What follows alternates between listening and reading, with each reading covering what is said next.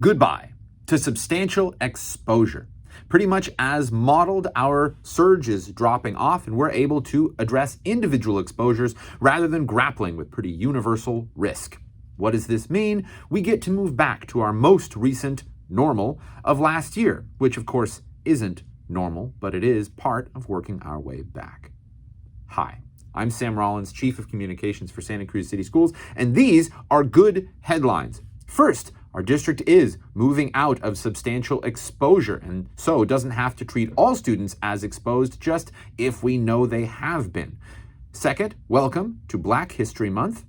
Third, we have had guidance supported by the county that allows us to give all students access to extracurriculars, even in the event of exposure, as long as they test negative. And finally, TK, transitional kindergarten, is available to younger students than ever next term. So we want to get the word on that because we have a lot of families expecting another year in preschool who could start TK in the fall. But extra first, great work. And I mean from the students who tested more than they had before, to the parents who managed uncertainty and difficulty, to the teachers who took on more risk than anyone, to the families that followed non-trivial rules to keep other families safe. To everyone over my head. I mean, did you know that when the state wanted to pass out test kits to all families ahead of the new term, there was a big bottleneck in distribution? Of course there was. Do you know why we had ours on time? It's because Santa Cruz County just sent someone in a van up to Sacramento to get the kits instead of waiting for a shipment. You know, when I played football at Harbor, they said, good things come to those who hustle. That didn't work very well for the 2000 Pirates. But I think that this work during the surge, yours, ours, theirs, it showed. Sure, good or bad fortune plays a part in things like this, but it's worth remembering that in Simi Valley, they didn't have half the staff they needed to cover teacher absences during Omicron. In Palo Alto, they had to recruit 800 parents to volunteer to fill gaps. In San Diego, they had to put over 100 students into combined classrooms. In Sacramento, they had classes that had single students in them all week. And in Hayward, they had to go back to distance learning. So thank you for helping us through it. Our positivity rate is already half of what it was last time you heard from me. So thank you for helping bring about the good news.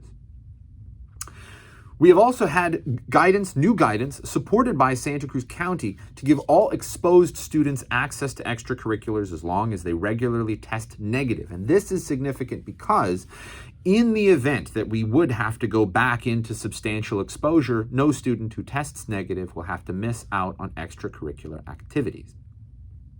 The state is, and so we are, extending the range of TK, transitional kindergarten, so that anyone who will turn 5 between September of this year, September 22nd of this year, and February 1st of next year is eligible to enroll. This also obviously means that some of our TK classes are offering more play-based, developmentally appropriate curriculums to accommodate these younger learners, closer to what some call pre-K in our TK.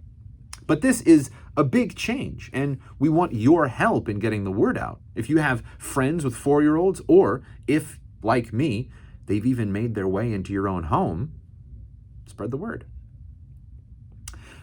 As a district, we're looking for ways to work more local Black history into our curriculum and to more prominently showcase our continuing gratitude for London, not Loudon, Nelson, for helping to establish the foundation of schools here in our community.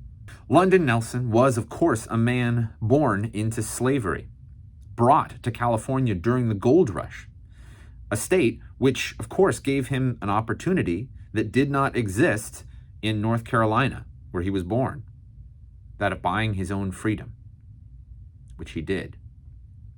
And when he bought his house, it was by the San Lorenzo River, near where students had to cross to make their way to Mission Hill School. They liked him. The history of the Times says they called him Old Man Nelson. He liked them until the school had to close due to debt after a few years. It was local kids who knew him who ran to the doctor when he fell ill And it was on his deathbed that he decided to leave his entire estate to the school district that had had to close that school. He's the reason I got to go to school here. He's the reason I get to work here. He's the reason that all of you are here listening to this news about your school district.